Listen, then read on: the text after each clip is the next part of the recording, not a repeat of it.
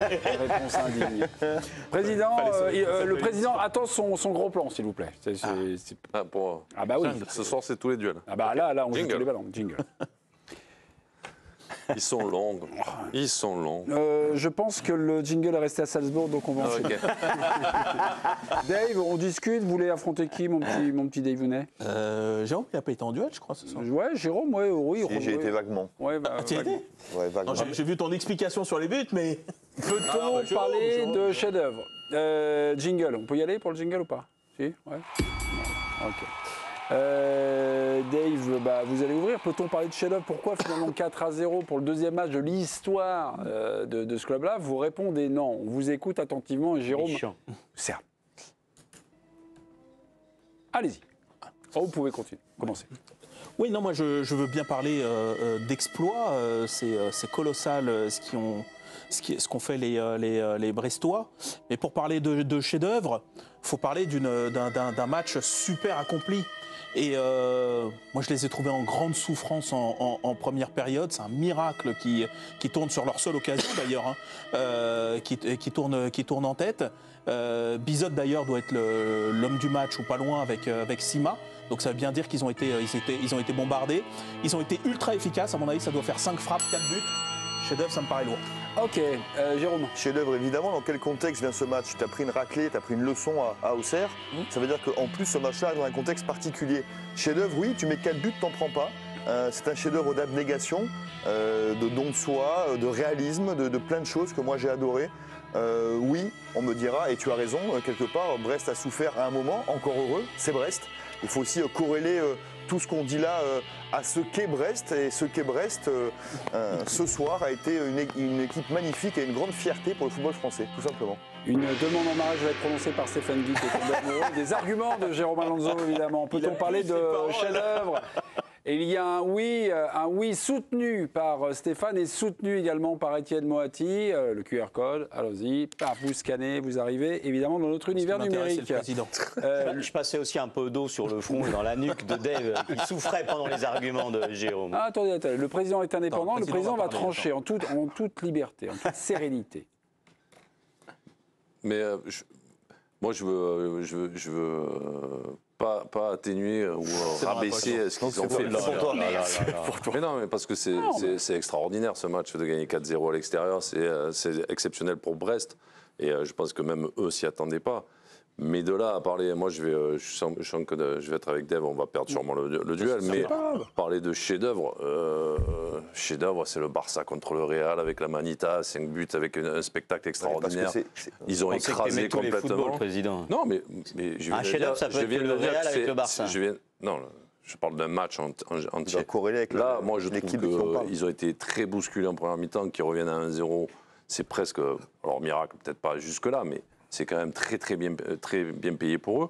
Et ensuite, je crois qu'il y a 4 tirs de plus, ils mettent 3 buts, donc c'est très bien payé. Mais après, ça n'enlève rien. Ce qu'ils ont fait, c'est exceptionnel.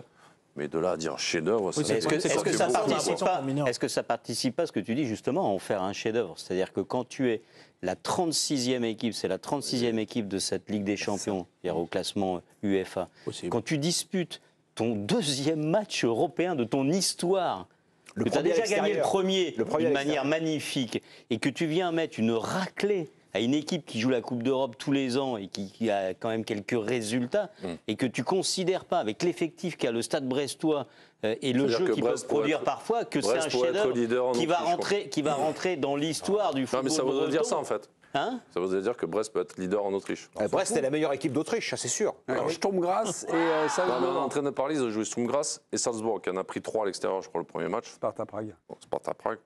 Oui, mais on parle de Brest.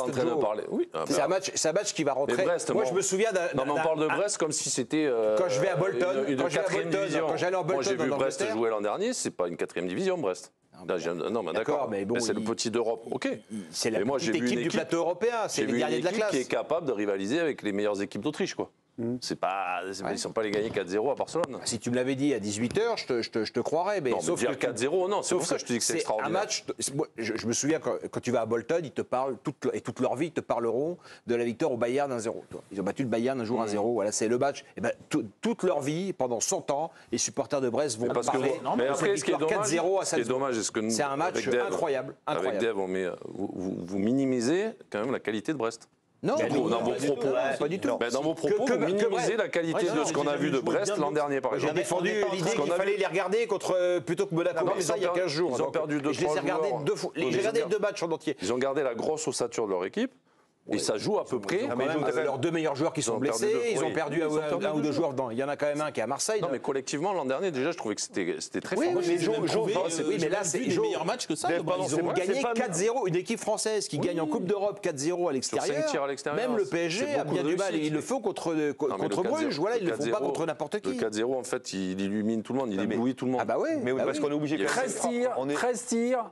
C'est cadré. Mais on est obligé, pour Brest. si on parle de Brest, le 6e, il est à la 93e de 35 mètres là-bas. Sans les minimiser, on le compte. 12 tirs alors. Alors 12 tirs. C'est pas le Brest de l'année dernière. C'est un Brest aujourd'hui qui est en Ligue 1 à 4 défaites, à quasiment 3 buts encaissés à chaque fois, je crois. Non mais c'est pour ça que moi je dis là c'est. Moi j'avais prévenu qu'en championnat cette année ça allait être très dur. Parce qu'en fait ils ont connu un truc extraordinaire l'an dernier et ils se retrouvent avec cette mentalité-là en Ligue des Champions. Et là tu prends une fessée au cerf. Pour le coup, où le coach Éric Roy. Ça va être le danger de Brest. De presse après en disant. Ils avaient la tête à mardi, et mardi, il n'y en aura pas beaucoup sur le terrain. Et ils t'enlèvent 2-3 joueurs importants de l'équipe. En plus, là, on parlait de choix forts. Là, il y a des choix forts aussi. Bien sûr. Donc, c'est-à-dire qu'il y a tout un contexte qui fait que ce Brest de cette saison, sans Pierre Lesmelou, en plus.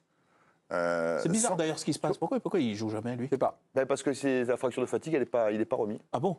Il a repris depuis 2 semaines apparemment. Il a repris collectif. Moi, je trouve quand même assez incroyable de réussir à minimiser même un tout petit peu. Non, chef-d'œuvre.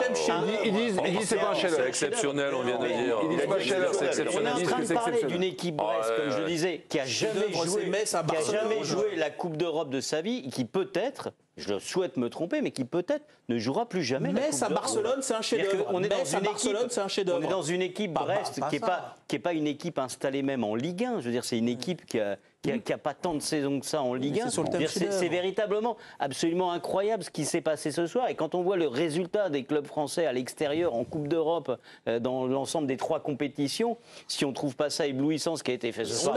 C'est éblouissant. Ils sont éblouis, mais c'est éblouissant, mais c'est pas un chef-d'œuvre. Ah oui, donc t'étais ébloui, toi, Madi Camara est allé parler aux copains de Canal. Qu'est-ce qu'il a dit? Oui, lui, c'est surtout la place de leader provisoire qui lui met des étoiles dans les yeux.